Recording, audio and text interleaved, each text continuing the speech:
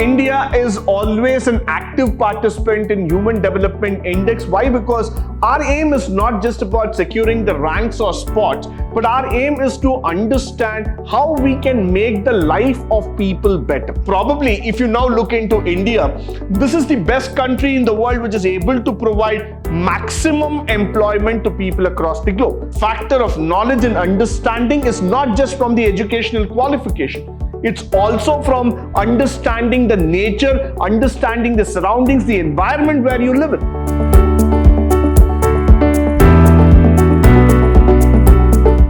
Good morning and welcome to the third session in Chapter 1, Unit 1, First Semester B.Ba, Pre-Reforms of Indian Economy, where we are going to talk about Human Development Index. In economics, we have seen several kinds of index. We might be talking about a wholesale index, or retail index. We might be talking about cost price inflation index, so many factors. But then this concept of human development index is being gathering importance of late. The Human Development Index is a statistically developed, compiled by United Nations since 1990 to measure various countries' level of social and economic development. Now that's where I'm going to add a bit of twist to this entire chapter. Why? Because we have been measuring only about the economic values. We have been only talking about the credit, debit, the trade, the balance, the growth and other factors. But today we are talking about social factors in economics,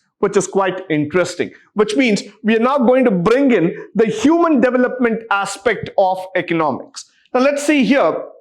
It's composed of four principal areas, mainly the schooling, expected years of schooling that we are going to talk about, and a life expectancy at birth and the gross national income. So what we're going to look into it in short is education. We're going to look into the income. We're going to look into the birth rate, that's the lifespan altogether, and then of course a little bit on the GI9 factors.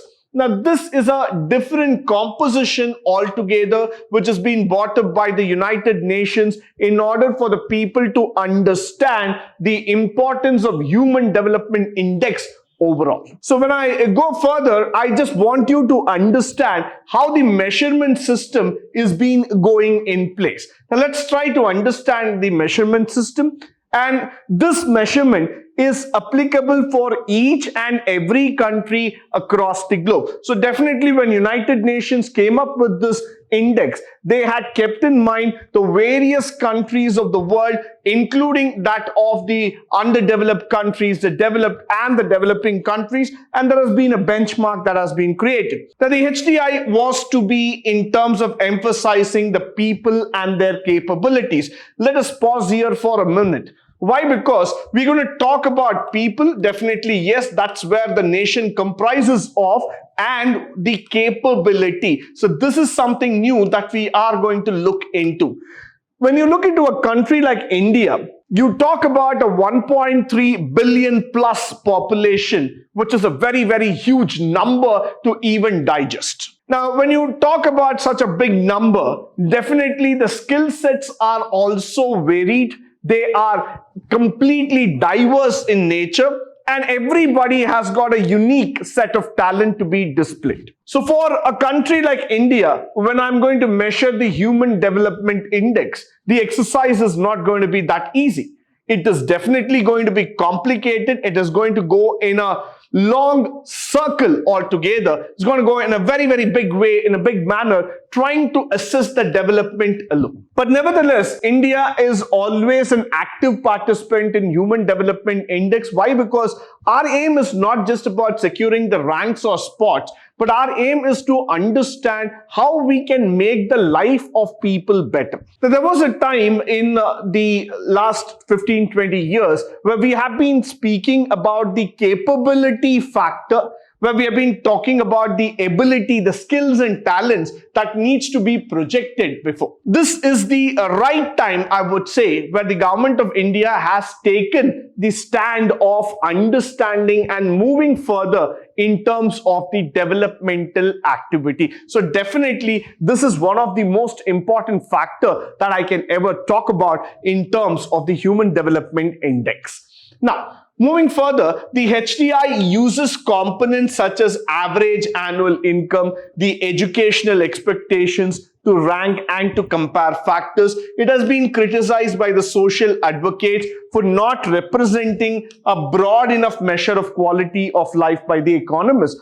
Now, why? Because if you're going to consider or if you're going to compare Finland versus India, now, there are the broader comparisons that have to be taken into picture. You cannot just do a head-on-head comparison between these two countries. Why? Because the culture, the caste, creed, religion, the various factors that governs India is totally different from that of the lifestyle in Finland. So what the economist always felt that you would not be able to get a correct answer, a correct measurement rather. Why? Because each and every country has got a unique lifestyle and culture behind them. So this cannot be made as a common factor. This cannot be laid down as one single benchmark altogether. But nevertheless, what we are trying to do is that go as close as possible in terms of measuring the information that's been presented. So this is definitely a very, very important factor that we are talking about.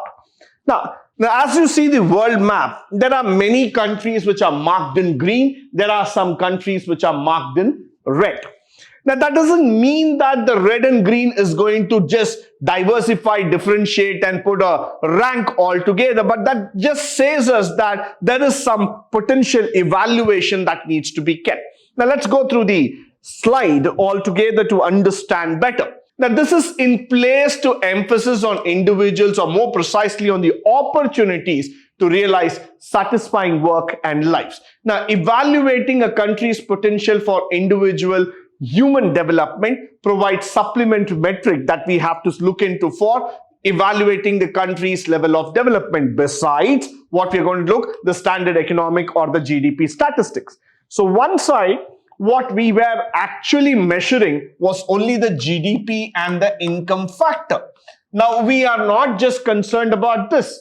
We are also trying to fit in several other ratios apart from GDP, which is going to talk to us or which is going to tell us about the growth factors. So this is definitely quite a challenging aspect that we are talking about.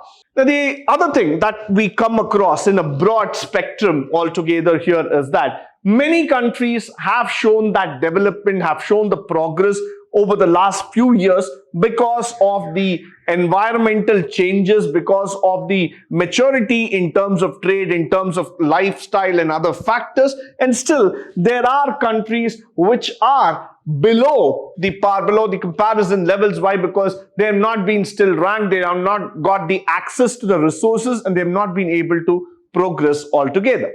Now, moving further, how is it exactly measured? The first thing that we are going to measure here is knowledge and understanding. Now, this is very, very important.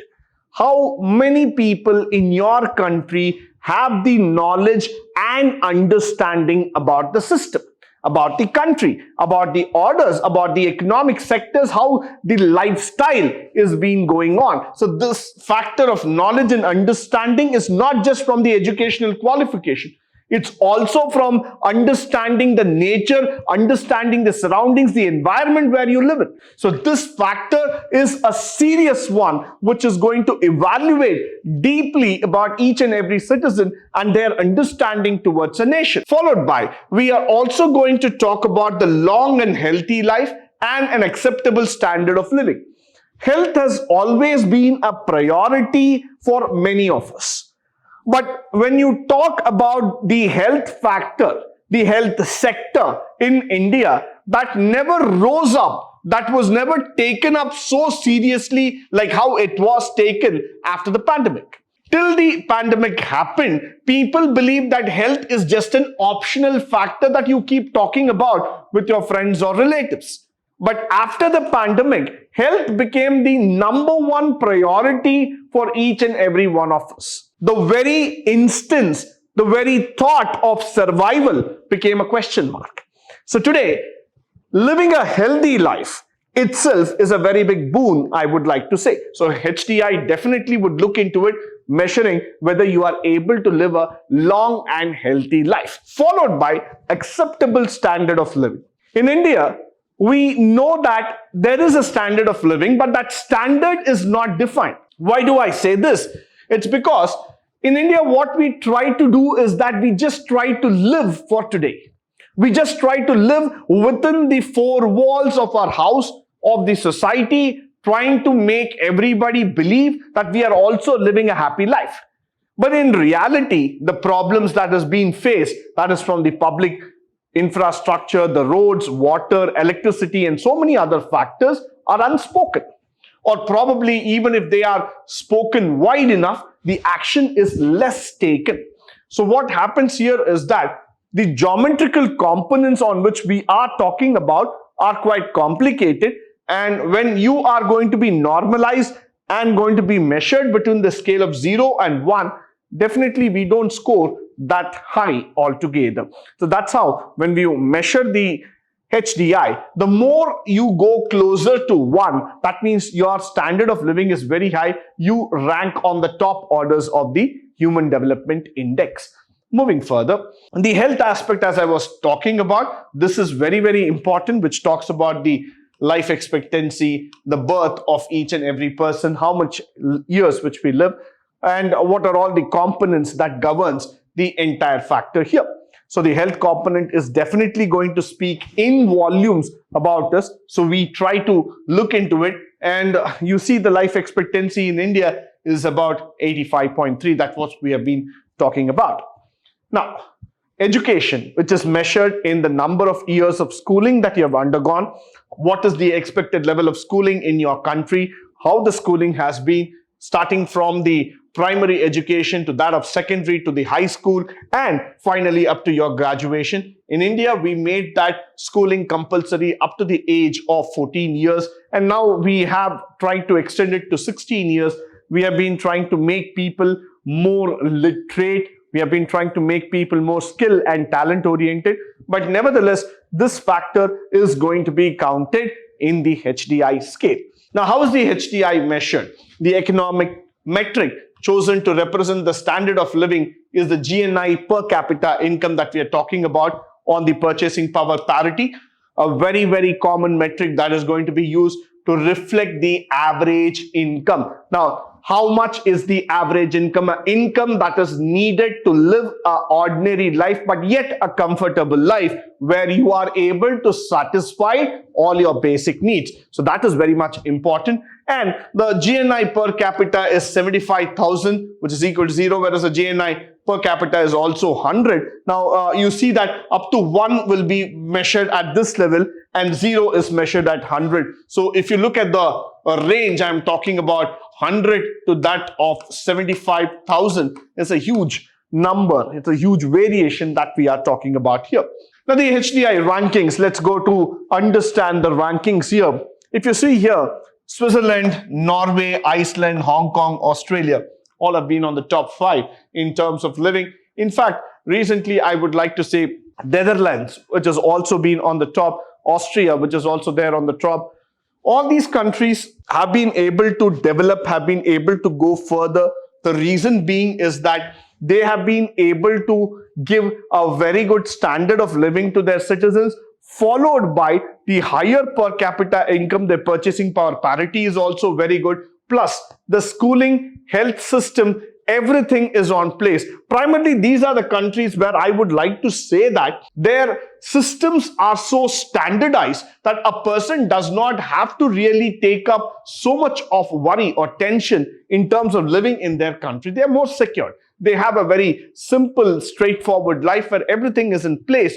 So for a citizen in these countries, it is not much of complication that includes altogether. Followed by, when we talk about this HDI, we also need to talk about the limitations. Now, what are the limitations that we have been talking about? The HDI does not specifically reflect quality of life factors. Why? Because it's very generic in nature, such as empowerment, overall feelings that you have about the security in recognition to this human development aspects. Now, let me just throw a light here on this factor. When you look at some of the countries like Australia, Finland, or suddenly when you talk about Switzerland or France and all this country, sometimes on the news, you might be seeing that there has been a rapid mass killing using the weapons, or there have been shooting incidents, or there have been some bomb blast incidents, or some kind of terrorist incidents which keep happening. Now, these are all negative news that happen in such a secured country altogether. But when these incidents happen, they suddenly start questioning about the minds of people who feel that this is highly insecure. You cannot live a life like this. In India, Pakistan, China, or any other country for that matter, I don't mean to say that we would take this news in a lesser stand. We do understand the impact of terrorism. We do understand the impact of any other antisocial elements that come into picture. But we have taken it seriously. We have taken it as a part of life. But for the other countries, the mindset has not been included. We have not been able to take into factor the feelings of the people, the secured lifestyles and other things. So definitely this is a drawback, though it is trying to bring in an composite index altogether. The next one is that examination and evaluation of countries HDI are best done when for example, when you start looking in the rate of economic growth, expansion of employment opportunities, or the success of initiative taken. So probably if you now look into India, this is the best country in the world which is able to provide maximum employment to people across the globe. And we all know that most of the Indians are today heading multinational companies in various roles and designations and posts. So they have been successful enough in terms of ruling the multinational companies, and at the same time, they've also been successful in terms of providing employment opportunities within the country. So these factors of bringing in that positivity, bringing in that ray of hope that the country is developing has not been included in HDI, which is also another drawback that we are looking into it. Followed by, several economists also say that HDI is essentially redundant as a result of high correlations among HDI, because very common factors that are found within certain countries, and the components are very, very simple in terms of measures of income per capita. Now, when you look into the gross national income altogether, that correlates very highly with the overall HDI and the other two components. Why I tell you this is that if a nation is already doing good in terms of economic value, in terms of system, in terms of quality of life and living factors, automatically the income would also be high. So this is probably what most of the economists feel, is that it's very simple and it's already preset kind of a situation. So these are some of the limitations that we are noticing in terms of HDI. Followed by, given these strong and consistent correlations, that would be simpler and clear that the per capita income is a direct valuation to your country. So higher the standard of living, higher will be the income. So it's a very, very straight line correlation, and definitely if you start looking into this factor, all these countries and will have organizations which pay very high to their citizens. So automatically the standard of living would also be good, and people would directly get linked in terms of the per capita income. Followed by, is HDI good or bad? So let me just come to that decision stand, saying that is it good or bad? Rather than just making a decision here and pronouncing the verdict, let me go back and say that the higher the HDI, it's better, which means to say that it is essentially a benchmark that needs to be evaluated so that you are able to understand your living standards inside the country. So this is, a measurement that has been taken by United Nations to make their country internally competitive so that you are able to give a better quality of life to the people. Followed by, which I would also like to say here, education, healthcare, living standards, the per capita income, the purchasing power parity, all these things are actually trying to make you understand that these things are mandatory. These things are needed today for you to live a better lifestyle. So it is not just an opportunity, I would say, but it is the need of the hour for a country like India to redefine itself and go up the ladders of the HDI ranking. Now, the bottom line, what is that we have got in conclusion altogether? Now, this is a level of prosperity that we are talking about. Non-economic factors are also included with the economic factors, and the UN is trying to improve on the HDI, relatively trying to bring in more composite factors. Now, what I would like to tell at the end, at the concluding factor, is that this is very, very important for us. Why? Because this is trying to make you arguably better, trying to make the country more prospective, more better in terms of standards of living. So definitely we need to work towards the Human Development Index and make India a better nation in future.